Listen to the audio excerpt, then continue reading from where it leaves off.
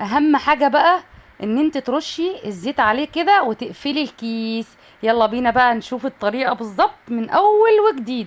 هقول لكم على سر الليمون المعصفر الجميل زي الجاهز بالظبط. يلا بينا نسمي الله، نذكر الله، لا اله الا الله محمد رسول الله. يلا بينا نشوف هنخلل الليمون بالشطة كده بالطريقة الجميلة دي. زي ما انتوا شايفين معايا الليمون الاخضر زي ما انتوا شايفين كده مغسول وناشف كده.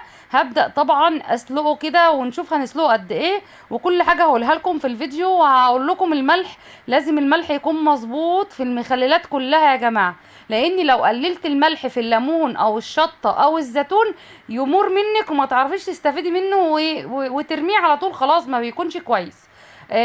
اول حاجه بقى طبعا ان انا طبعا هنا الميه خلاص هتبدا تغلي، واسلق الليمون كده وهسيبه حوالي من 10 دقايق لربع ساعه.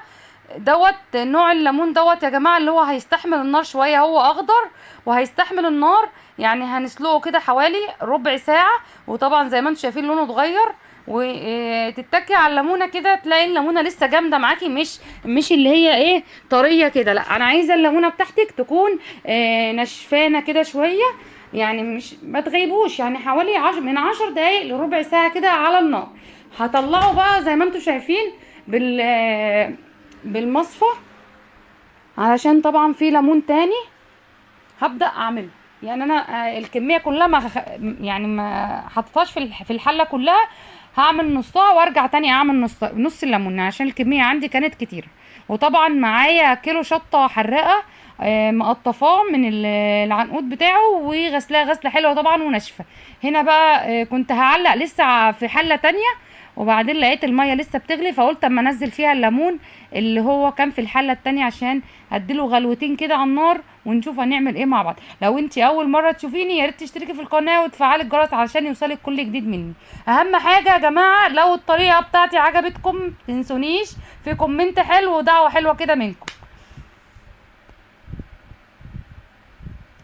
هنا برضو يعني شايفين الميه برضو لسه كانت بتغلي وانا نزلت الليمون. هما غلوتين يا دوبك وهطلع الليمون كله زي ما انتم شايفين كده باللون اللي انتم شايفينه ده. واهم حاجه يا جماعه الليمون يكون اخضر، ده بيكون حلو قوي في التخليل احسن من الاصفر. الاصفر دوت ان شاء الله هعمله وياكم، هقطعه اخضر كده وهعمله وياكم يعني اخضر، مش هسلقه ولا حاجه، هعمله كده اخضر. بصوا الشطه ديت انا كنت جايبه شطه وفرمتها وعينتها بالملح في التلاجة. هطلع بقى منها كام معلقه كده عشان نقلبهم على الليمون وهو سخن.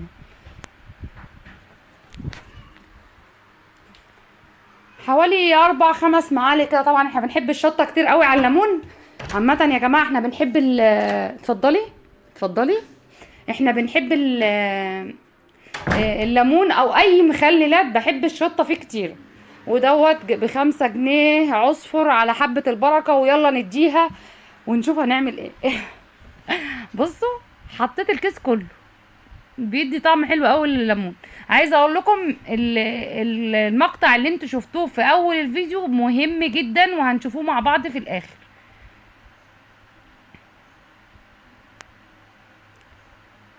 طبعا انا كنت بصور بايد وبشتغل بايد فمش عارفه اقلبه لكم بقى بايه.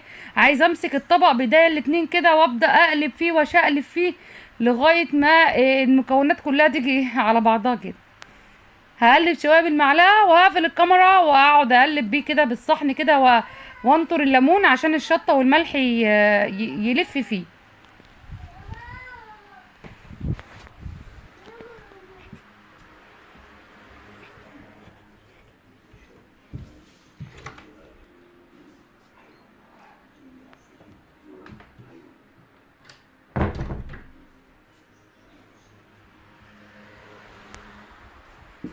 وادي الشطه كمان.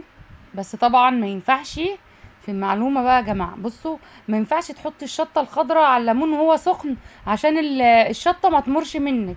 لازم تستني لما الليمون يبرد وخلاص، ما يكونش حتى دافي، لازم يبرد خالص يا جماعه قبل ما تعبيه كده. وبصوا بقى عايزه اقول لكم انا طبعا عندي جردل، ده اللي انا بخلي فيه على طول. حطيت فيه كيس كده نضيف شارياه، وحطيت كده طبقة الليمون من تحت والشطة. حطي طبقة ليمون وطبقة شطة مع بعض كده، هتفضلي تحطي لغاية ما تخلصي الكمية بتاعتك.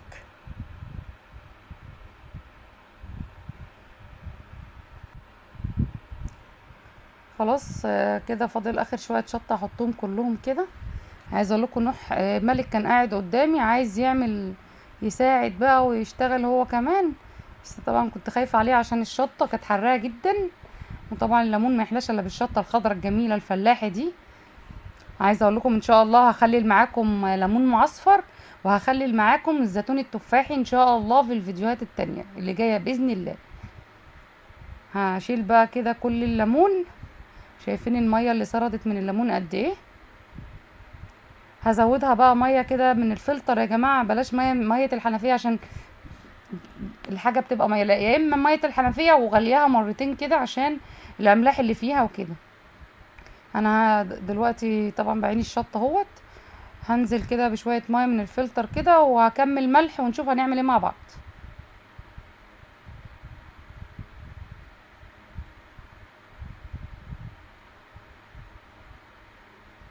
خلاص شايفين شكله جميل ازاي. اهم حاجه الكيس دوت عشان لما تربطي الكيس وخلاص فيه الميه، احيانا لما بيكونش بتكوني حاطه الليمون بيطلع على الوش وبيعمل ريم، لكن الكيس كده هيحافظ على الليمون والشطه كده. واهم حاجه اظبطي الملح بتاعك علشان الليمون ما يمرش منك والشطه ما تمرش، لازم الملح يكون تقيل يعني لغايه ما يستوي معاكي الليمون وتبداي تاكلي منه. لو حبيتي تبرديه شويه بميه تانية او تطلعيه في شويه ميه باردين، اهم حاجه بس ان الملح يكون مظبوط. وعايزه اقول لكم على تجربه حلوه، عارفين لو عايزه تشوفي الملح بتاعك مظبوط ولا لا، بتجيبي بيضه نيه وبتحطيها في الميه، لو طلعت فوق بيكون الملح حلو، لو نزلت تحت بيكون الملح لسه عايز ملح، يعني بيكون الملح خفيف. شايفين بقى خلاص هبدا هجيب شويه ميه كمان، هجيب شويه ميه كمان وايه وهبدا انزل بيهم. وطبعا انا حطيت زيت، حطيت زيت عماله اقول له انت بتصور الطماطم وبتصور الميه اللي انا سالقه فيها، ما تصورش الحاجات دي. انا عماله ازعق لمالك وهو بيصور وجايب الطماطم وجايب الحله اللي كنت بسلق فيها. خلاص بقى هربط عليها ربطه جامده كده وهسيبها بقى ان شاء الله ان شاء الله 10 ايام، وهفتح الليمون معاكم واوريكم شكله والجمال، وهوريكم كل حاجه باذن الله. يلا بقى اشوفكم على خير.